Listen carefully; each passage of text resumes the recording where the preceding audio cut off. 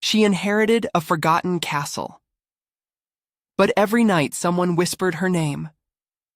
Scotland, autumn of 1893. Rain hammered the towering stone walls as if the heavens themselves were trying to erase the ancient castle from the earth. Thunder rolled across the dark mountains, shaking the stained glass windows that had witnessed centuries of whispered secrets. Inside the castle, every candle flickered violently.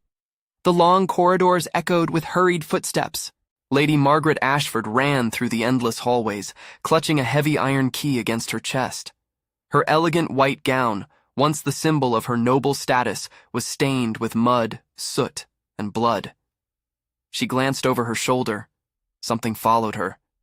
Not a person, not an animal. Something darker. Something that never walked, only drifted. The temperature dropped so suddenly that her breath became visible. Paintings hanging along the walls began trembling. Several portraits slowly turned their heads. Their painted eyes followed Margaret as she ran. "Please." Her voice broke. "Just a little farther." The whispers returned. Not one voice. Hundreds. Some sounded like frightened children. Others like old women praying. Some whispered in languages no human should recognize. The castle itself seemed alive. Wood creaked. Stone groaned. The chandeliers swung, although there was no wind. Margaret reached the oldest section of the castle. Unlike the luxurious halls above, this chamber had been hidden for centuries. Massive iron chains covered a black metal door. Ancient symbols had been carved into the surrounding stones. The air smelled of wet earth and burned incense. She dropped to her knees. Her trembling hands struggled to fit the enormous key into the lock. Behind her, the darkness stopped moving. It simply waited, watching. Margaret dared not turn around. She knew better. Her grandmother had warned her since childhood. Never look directly at it. With every generation, the women of the Ashford family had protected this room. Not because it contained treasure, but because it imprisoned something far more dangerous. Something that had never belonged to this world. The lock finally clicked. Margaret pushed the heavy door open just enough to enter. Inside, the chamber was illuminated by dozens of ancient candles surrounding a circular stone floor engraved with mysterious symbols. At the center stood a black pedestal. Upon it rested an old leather-bound book. Its pages turned by themselves, although no wind entered the room. Margaret placed the iron key beside it.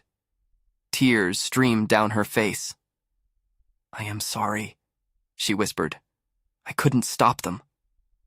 The whispers outside grew louder, closer.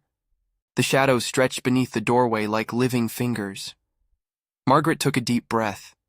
She picked up a silver dagger resting beside the book. Without hesitation, she sliced the palm of her hand. Blood dripped onto the ancient symbols. The room began to glow. The candles burst into brilliant white flames.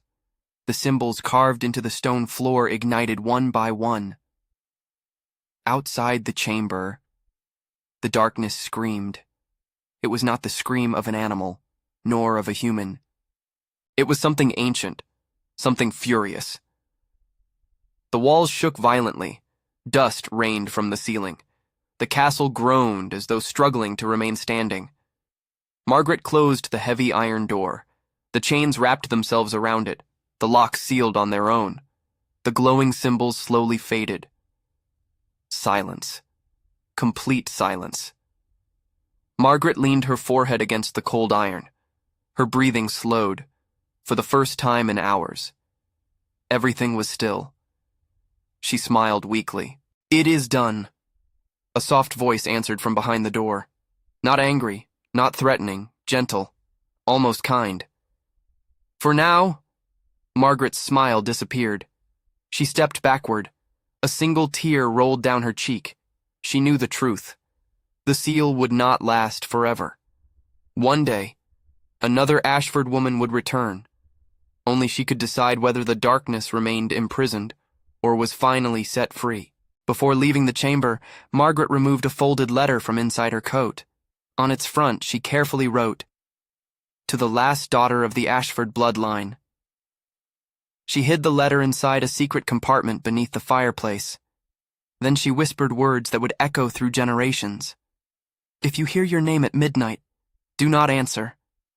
The candles extinguished. Darkness swallowed the room. Chapter 1. The Inheritance.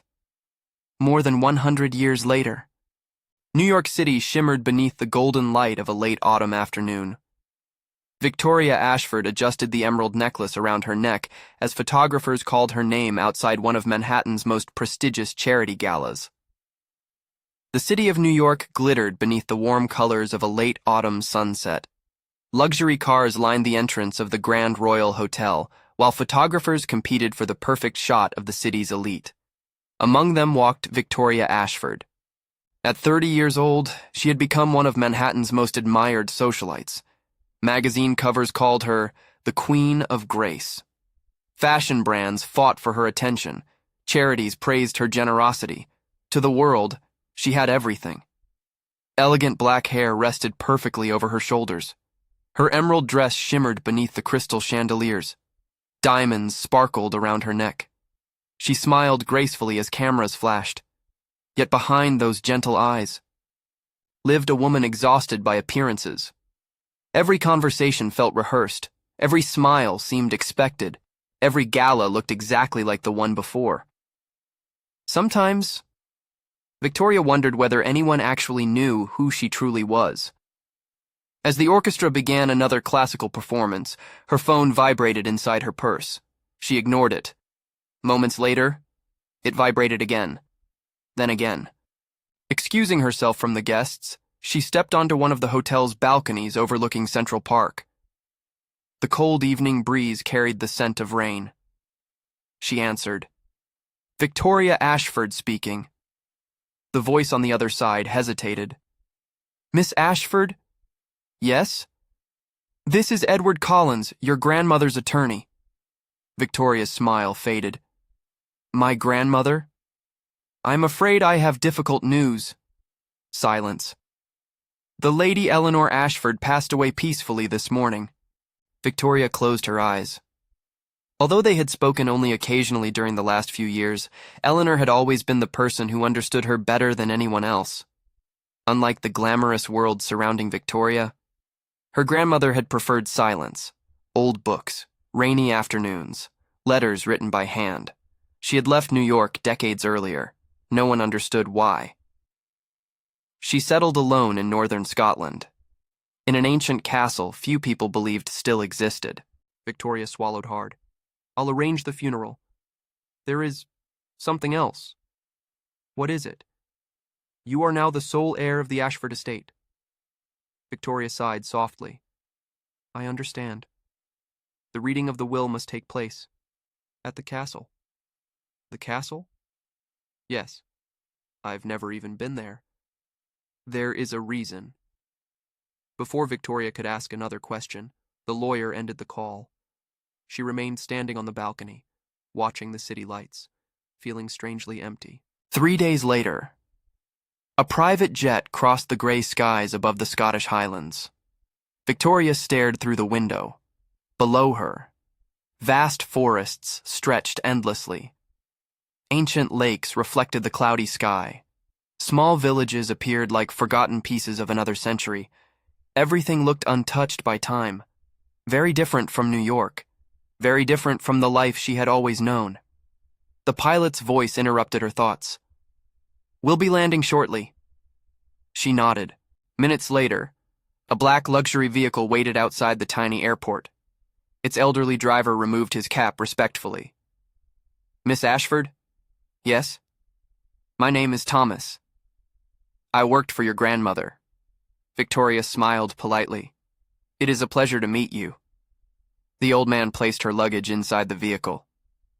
As they began driving through winding mountain roads, silence filled the car.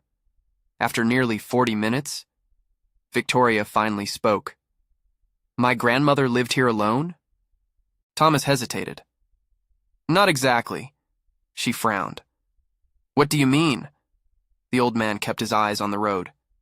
"The castle." He stopped. has never truly been empty. Victoria laughed softly. I suppose that's your way of saying it's haunted. Thomas did not laugh. Instead, his expression became pale.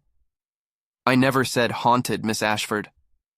A strange chill ran through Victoria. The road narrowed. Dense fog swallowed the forest. Ancient stone walls suddenly emerged from the mist. Then she saw it. Ashford Castle. Its enormous towers pierced the gray sky.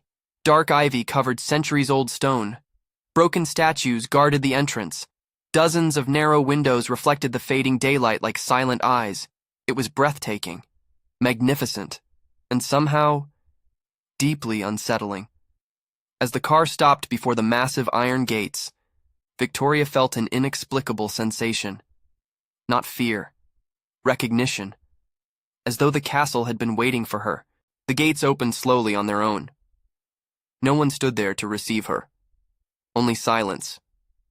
Thomas whispered almost to himself, Welcome home, Miss Ashford. Victoria stepped out of the car. A cold wind swept across the courtyard. At that exact moment, the great clock tower struck midnight. 1, 2, 3, until the 12th bell echoed through the valley. Then she heard it, a woman's voice, soft, gentle, close enough to sound as though someone stood right beside her. Victoria! She turned instantly. No one was there, only the wind and the castle watching. To be continued,